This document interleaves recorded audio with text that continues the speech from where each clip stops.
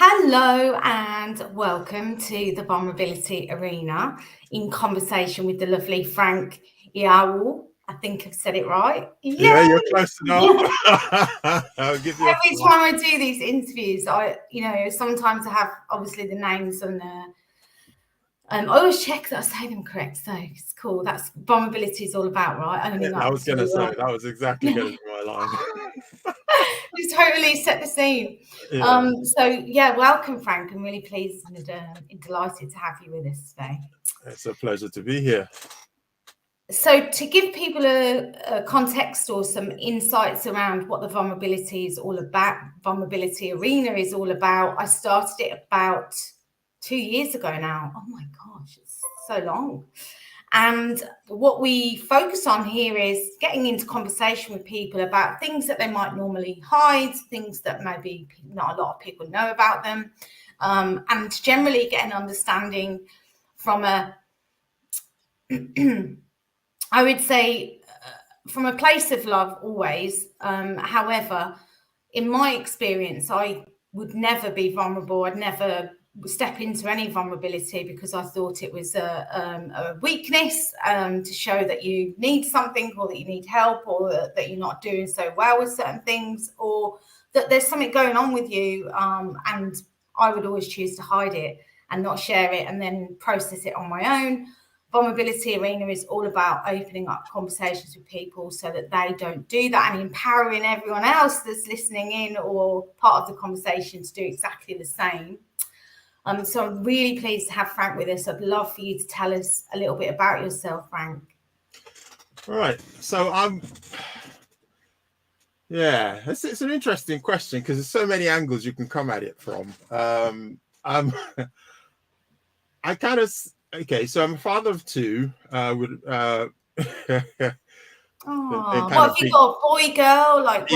Boy. I've got a boy who's 29 and a girl who's 20. She's going to be 22 soon. She's the easy one to keep track of. Lovely wife. Been married since 91, so I've been at that. And I've kind of come from. My parents are from Nigeria, but I was born in the UK. Then went to live in Nigeria for quite a while and then came back to the UK. So again, experienced my fair share of both cultures, although I've been kind of in the UK longer now than I've ever lived in Nigeria. But it's interesting to see the contrast between those two cultures and the way that works out, especially when you talk about vulnerability and those kind of areas, definitely. I'm kind of on the professional front, I work in IT. I started as an engineer, then moved on to project management, but I'm also a coach. I'm also a poet. I've got a book out called Dream, the one in the background. I'm a speaker, all sorts of things. I'm up to all sorts, it must be said.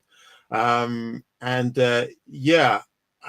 finding learning about myself is kind of a big part right now, just to kind of, because as somebody who's been blessed with so many different gifts, is trying to, how do I serve and make an impact in the world and authentically be me? So that's something that's certainly at the forefront of my exploration at the moment. And in the work I do as a coach, I'm beginning to discover actually that the more I work on myself, the more that gives me the capacity to serve others. So that's quite a journey I'm on in that regard.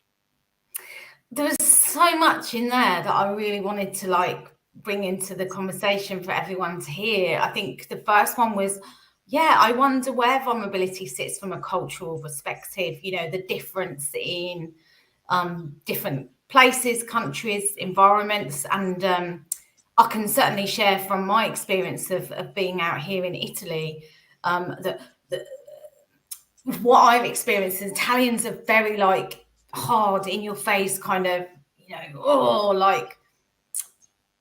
I would say probably defensive in the beginning. And then all of a sudden, there's this switch that goes off, when they realize there's something you've got in common with them, or there's something that they can connect with you over, they're your best friend. So that's what I've experienced. But I'm wondering, in your experience, Frank, given that you've lived in different countries, what your take on that is? So a marked difference with things in Nigeria. I remember actually when my wife, who was then my fiancée, we went to Nigeria before we got married, and even the whole idea of us walking in the streets and holding hands and stuff was kind of like a special thing, and people were, you're getting whistle calls and like, go find a room or something, like, that kind of attention we were getting because it wasn't normal for people to show that kind of affection in public. As opposed to here, where nobody bat an eyelid and everybody's calling you love and darling. I remember when I first came to the UK, I'm thinking, well, I don't know you. How can I be your darling? It's like that's not possible, and over time you kind of get used to it and recognize that it's just a term of endearment that you can't take literally. So the sense of certainly showing affection, showing weakness and stuff is something that is a marked difference. And the other element, of course, is that I shouldn't say of course, but with also there's this thing about age. So if you're younger and someone is older, there's a deference you give them that means that you can't challenge them, even if there's a ground to do so, simply on the basis of their age.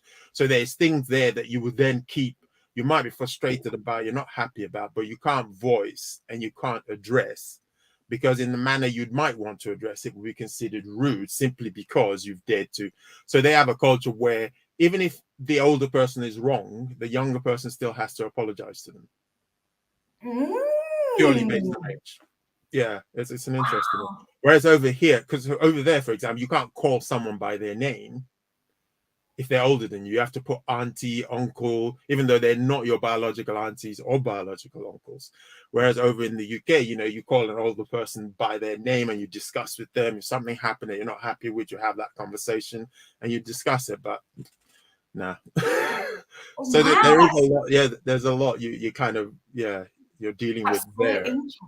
It's almost, do you think actually though, even though we don't see it in the way that it sort of came through from an African perspective, do you think we don't see that in England?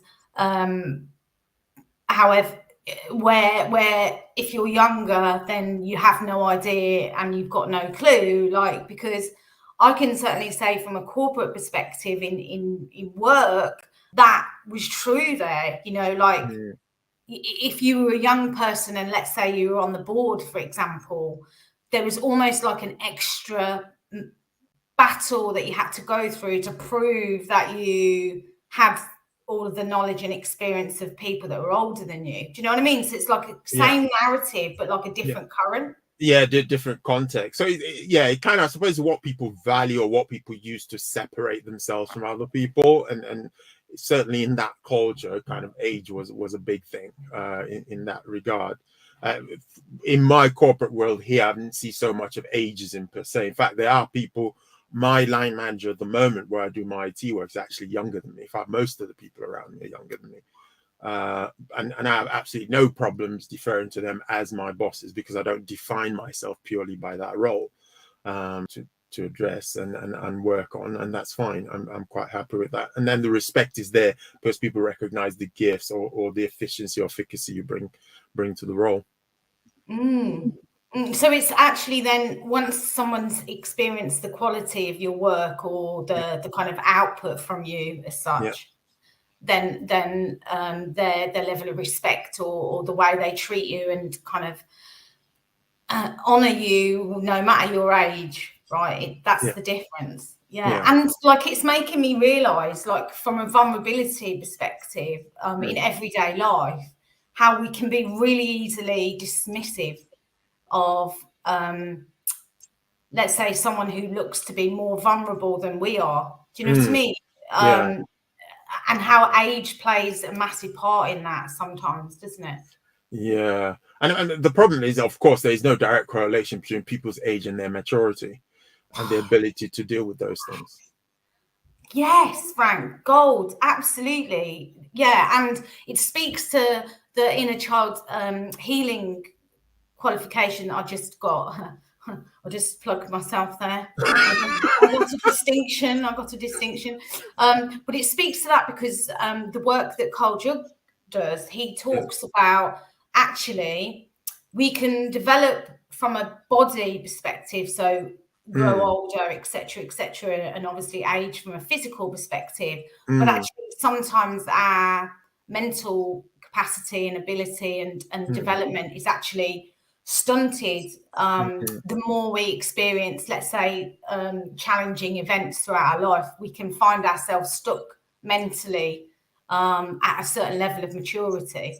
Yeah, definitely, and that's the point I was going to make. Really, that I think what happens if you experience trauma as a child, and trauma doesn't have to be something that's extreme. It's just something that takes your system by surprise. That it then thinks, I need to code this, and I need to work out how best to deal with this. So, with your child's capabilities, mentalities, and everything else, it develops a coping mechanism that is aligned to that age. Unfortunately, that doesn't tend to evolve if it's never inquired into and becomes an automatic response. So a lot of people who are older, when they get hijacked by things that trigger them, resort to those younger ways of coping because it's never been looked into and upgraded, which I mean, there are meditations and there are different interventions you can do to actually address that. Yeah, and totally about how that's the vulnerable thing, isn't it? Having the ability to look at, okay, you called it trigger, I called it activation, but you know, to have the ability and be willing to get vulnerable, to kind of have a look at what is actually going on there, you know, and really this coping mechanism isn't serving me anymore. Yeah. I just want to give a shout out to, I'm probably going to say your name wrong, Jackie. I might well. Ejike. I can't pronounce the surname as well. That's got me. Hello, lovely to have you. And I want to give a shout out to my sister Faye, who's also listening. And let us know who else is on. That would be amazing. So yeah, and I knew that this would always go into areas of juiciness with you and me, Frank, because I know, you know, your experiences in life, you know, and we always come together from a connection perspective in that regard, don't we? The other part of gold that you were talking about, to me, what sung out to me was how you've got all these different parts of you that are creating certain things in the world, and it's kind of, how do you get really vulnerable and say, okay, well, I'm only going to do this now, or I'm only going to be seen as this now, or like, you know, like that's what spoke to me when you said, like, I'm a poet, I'm an author, I'm a speaker, I'm a coach, like it sounded like there was so many hats there to be or wear from a you know, a position perspective, and how actually, when I think about it, the most vulnerable thing I've ever done is said, right, this is what I do. And like just stuck to that, right? Yeah, it's an interesting point. And I went through a period where that's my prism, where I was looking at, okay, I'm now this. And I think for me personally, and one of the big things about the book that I've written and why I wrote the book was the journey I went through, where I was trying to switch from one thing to another. And it was my belief that the way to do that was to make a cut. So my plan was, okay, I'm in IT, I want to become a coach, therefore I need to earn this much money, stick it in a bank somewhere, or create this income that's, you know, recurring, so that I can now go and become a coach and no longer be an IT person. So that was my theory.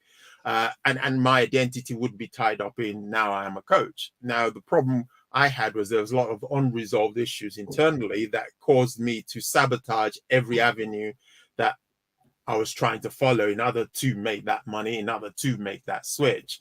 And it's only when I was staring at the precipice of bankruptcy that it got my attention. I thought, I think I'm looking at this wrong, or there's something I'm not getting about the message that's coming here. And that's when I began to realize actually that narrative wasn't helpful. What was helpful was to understand, okay, what is it that I have now? And what can I do now to begin to live out what was calling to me internally to be empowering other people? So then in the end, the next steps that I began to see when I got that clarity was, actually, I'm working somewhere. I'm working with people. I want to make an impact with people. Why do I need to go and set up an office somewhere to do that? I can do that right here, right now. If I just start caring for these people who I'm already working with, then that's service in the world. That's what I'm doing. Because if I opened a office somewhere, I'm going to be expecting people to walk in off the road somehow and trust me with their lives. And here's people that I've already have relationship with. They already understand that I care about them from a human point of view. The trust and the connection is there. I can be most effective right there. So that kind of was one of the light bulb moments of saying, yeah. And the irony of that is, of course, by staying on doing the work and serving people in that capacity, I was able to come from nearly being bankrupt to now being completely debt free. So it's kind of an interesting one, that all the damage I caused trying to do that, actually, if I just stayed and served the people there, who knows where I'd be. But on the other hand, you know how university is, that you needed that lesson. So, well, if we go to the granular level in that, I think what you're saying is I felt like I had to wear these different hats to attract new people or to bring people closer to me. And while doing so, I was actually impacting the relationships that you had with the people that were already with you as such, right? Yeah. So, I mean, yeah, I wasn't present for them basically because I was so focused on all my efforts to kind of make this money by any means necessary, so I could then go and do that, and so I could then have an impact in the world. And one of the things I say in the book is about this whole idea of, you just got to start where you are and make the impact you can relative to where you are. You don't, any story, you should get suspicious of any story that says when, so it's all in the future. It's because ultimately there is what is present here and now that you can take the next step into, and that leads to its own next step. And living life on hold where you're waiting for some big massive thing to happen before you can become or begin to express what's already calling out in you, I did not found to be helpful. Speaks to what I shared in my newsletter. For anyone's watching who wants to be part of that newsletter, it goes out every Tuesday. Just drop me a message on LinkedIn or Facebook. But yeah, it was when I talked about I wanted to be there, but I was here already. And a really good example of that is rather than me focusing on being on Facebook, for example, or being on LinkedIn while I'm away for these 6 weeks in a different country, in case I attract people from out there, it was like, no, be here. And people will come close to you and you'll be present with whatever is presenting itself to you here. And I've met loads of amazing people. And we're just like, it speaks to all of that. It's, or when I get to Italy, I'm going to post about my experience every day and post about my trip every day, and and hopefully someone will really like me because of what I'm doing out here. And then somewhere down the line, when they feel ready, they might come and work with me, for example. That could have been one of the stories. But actually it's like, no, when I'm really here, it's actually brought people closer to me by not being available there. Yeah, I hear what you're saying there, and again, going back to the book, and the title I gave is Manifest Your Path. I use the word manifest to show that you're not the one going to make something happen. Actually, you're just being open to what's already there waiting to happen. So it's being open to it and being clear enough so the confusion clears away for you to see that path open itself up, and you can see, and then you take the next step that becomes clear from a place of being rather from a place of doing, which I mean you'd recognize from the coaching we did recently, that's that side of things. Yeah, I think it's good for us to mention I get the privilege of spending time with Frank every week in my Infinite Wealth program, and I can honestly say when I spend time with Frank, everything about me becomes peaceful. And so I wanted to acknowledge that about you, Frank, while we're alive. You. Because that's a vulnerable thing, right? Having acknowledgements put in front of us live. So I wanted to acknowledge that about you.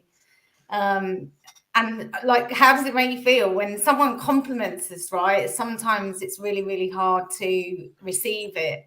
especially if it's in front of other people. There's the vulnerable bit. Yeah, I used to struggle with that, but thankfully I kind of did some inner work of just looking what's there. If I can't receive it and I'm wanting to give it to other people, then what is that about? And so being at peace with it means sincerely I can give it to other people as well and receive it in the same way.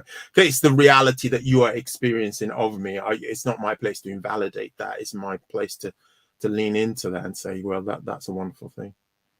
Yeah, and which leads me to even conclude from when you were talking about wearing different hats and kind of, you know, when I can do this, then I'll have that kind of scenario.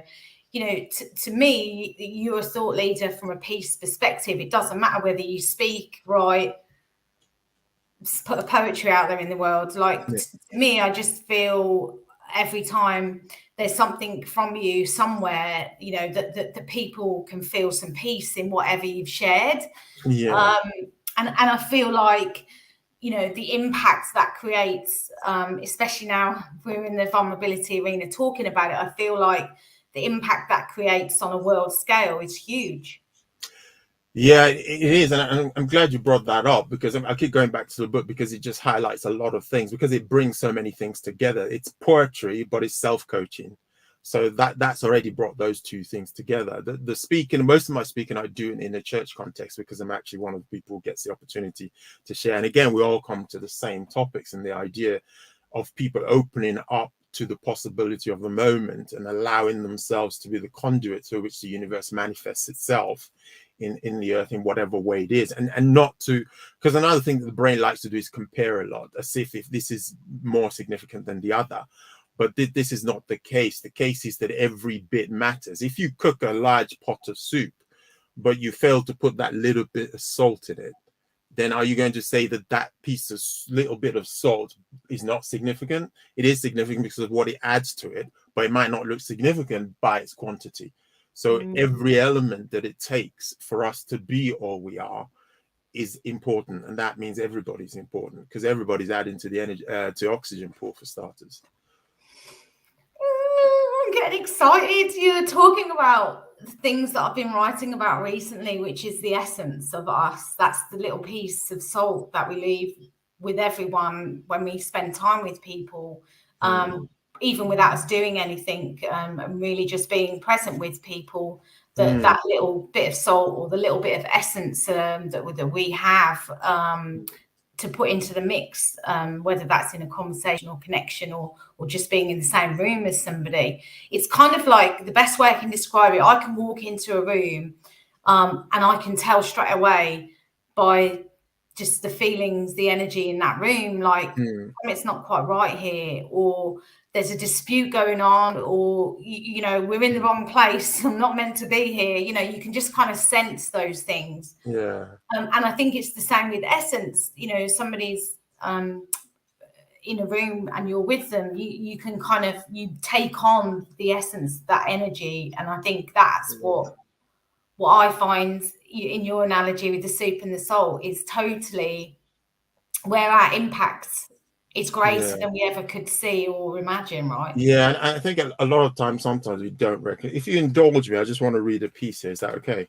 Yeah, absolutely. We'd love that. That would be amazing. So this one is called World Changers, and I put it in the book really to show that the impact we want to make with the book, which is anybody who purchases a copy, adds value and is helping and supporting 5 charities. But if I read this piece, I changed the world. In truth, I had no choice. As egg and sperm contrived to seal my fate, how can it remain the same? I changed the world. In truth, does it really matter? For whatever course I take, be it for better or worse, how can it remain the same? I changed the world. In truth, I did try not to. My energy I could not contain, reaching, touching, transforming.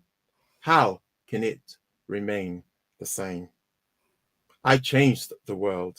In truth, I can choose, showing up fully, embracing all there is. How can it remain the same? I changed the world. In truth, we all do. We, the veil of flesh, no longer bearing, now at large in stories being told, how it was forever changing.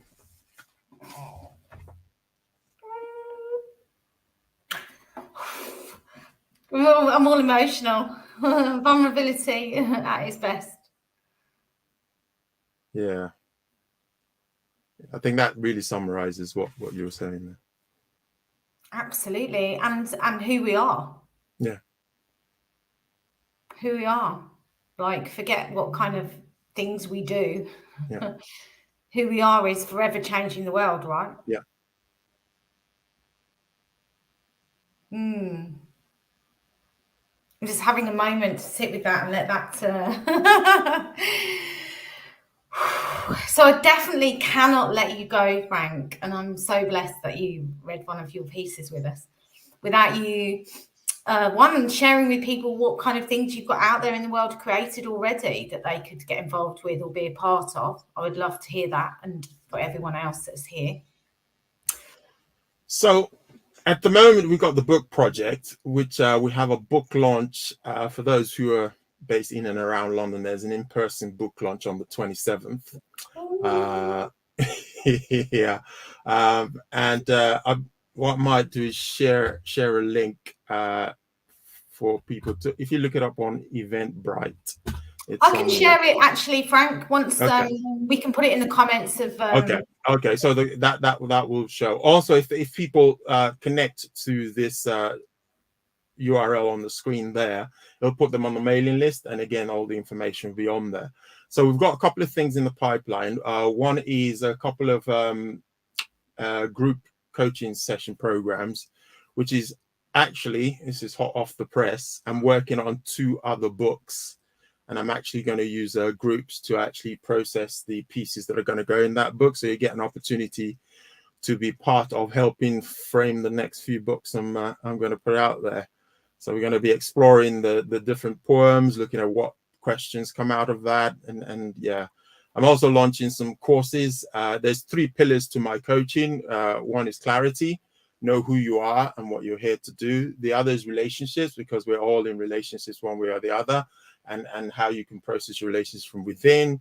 And the third is impact. So I've got 3 programs. One is space, the other is love, and the other is this one called Dream, which is about making an impact in the world. So those are all in the pipe work. The best way to find out the latest information is to visit that website that is being highlighted there, sign up to the list, and you'll get all the information once it's out. Yay, that's amazing. Whew, they all sound amazing, and I really cannot let you go without you answering my signature question on here, which is, what's vulnerability given you, Frank? Vulnerability has given me the ability to be alive and connected to the essence of who I am, because what I hadn't realized, because there's certain parts of my early story where I experienced abandonment. So my mom had to leave the family setup we had. And what I hadn't understood is subconsciously that has been coded into me as abandonment. And the coping mechanisms, because the theory for a child around that is that, what is it about me that's not good enough that this person didn't stay around, even though it was nothing to do with that. I mean, my mom is the most wonderful, amazing woman you'd ever find. And when we eventually were together, I could see that she was really, there's nothing she wouldn't do for me. But nonetheless, at that age, you don't have a way to process that. So ultimately, it kind of people pleasing became one of my mechanisms. Having a wall was another one of my mechanism, which was kind of like, well, if I don't expect too much, then I don't get much. So you kind of build a wall and you try and pre-filter everything that's coming to you to say, is this safe? Is this not safe? If it's not safe, I'm not saying it. If it's safe, then I might say it. So all that built up a wall. Now, the thing with a wall is it works both ways. It keeps things out. It also locks things in. So, which means there's no connectedness. And part of the narrative was, if I showed vulnerability here, it's danger. Rather than if I show vulnerability here, it opens up the possibility of connection and to really feel, because you can't choose to just feel the good. You have to feel everything. That the human experience is about feeling everything. So as I began to do the inner work and began to recognize where those things were coming from, then I was able to begin to trust slowly to say, okay, I've just caught myself filtering information here. I'm going to share this and see what happens. And I can say, no word of a lie, it is very rare that when you do take what is considered a risk to share what you're really thinking, how you really feel, actually it comes back to you with people having understanding and being there to support you. And the other thing it opened up for me is the opportunity actually to get support from other people, because again, part of my narrative was, you know, it's up to me to sort it out. I can't trust anybody else, so I've got to do everything on my own. And what that meant was I put a facade out to everybody that I was okay and I could handle everything, and therefore my struggles I never really got to share with people. So what that also meant was when people saw me, they couldn't connect or relate to me because, I mean, he's perfect. We're not perfect. He's not going to understand. So we don't want to talk to him about that. So one of the things I had to do once I got through the lessons that I've put out in the book, I had to go and then say to people, you don't know me. We've been friends for ages, but you don't know me because I've never allowed you to know me, because I've always given you this part of me that I thought you needed to see. And literally then began to tell people what struggles I'd been facing, the things I'd been dealing with. And a lot of them obviously were surprised, because it's like, and not one of them said, you know, shame on you or whatever. All of them were very, you know, empathic and present. So it's amazing the stories we tell ourselves that stops us from being vulnerable and open and true to what's happening, disconnects us not just from others, but from ourselves. So now I find that I'm able now to connect with things at an emotional level because that wall began to come down.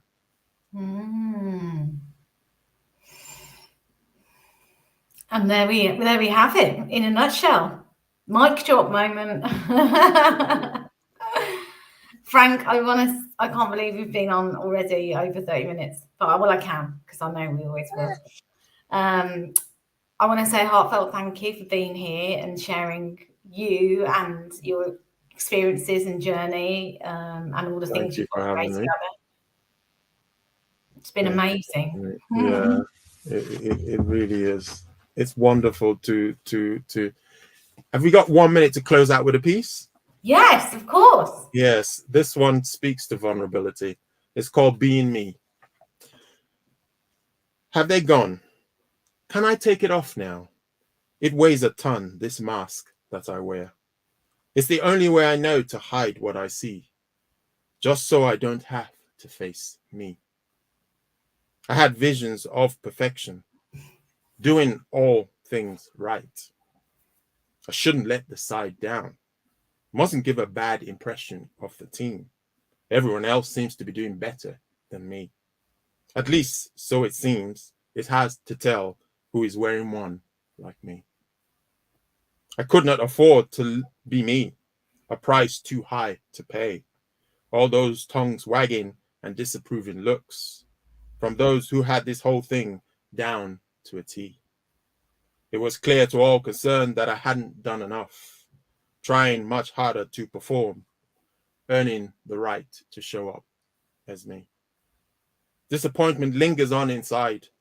I'm not who they want me to be, so I sport this false accessory. At least I fit in as long as I'm not alone with me. My actions showed me who I was, a memory of who I used to be. The more I look, the more I see, till I know who I really am. A wonderful creation full of love. Then and only then can my actions fall in line with the reality at large in me. A human being, not a human doing. Hence I know I am, so I do. Oh, what liberty I have from the truth that has set me free. It's okay just to be me.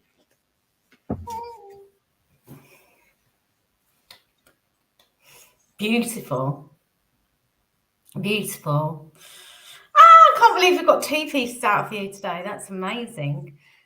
So for those who have tuned in, thank you for being here. We really loved you being a part of the listening into this experience. For those who have come to watch the replay, I would please gift it to whoever you feel needs or would like to hear some of the wisdom that we've shared today. And it just leaves me to say thank you very much, Frank, for being with us today. Indeed. And can I just say, people should hire me direct for the book, because the charities get more money if they buy it direct from me rather than Amazon. There you go then. And share that link with me and I'll pop it in the comments of both channels. Sure. Thank you so much and see everyone soon. All right then. Bye.